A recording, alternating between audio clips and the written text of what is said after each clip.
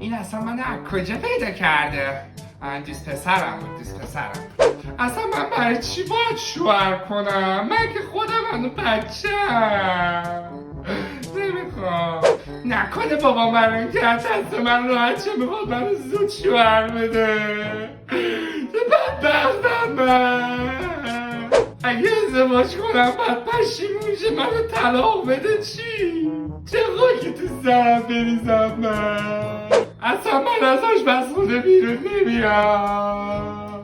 من آخه هنوز مجردی نکردم اونقدی که دلم میخواد. نمیخوام.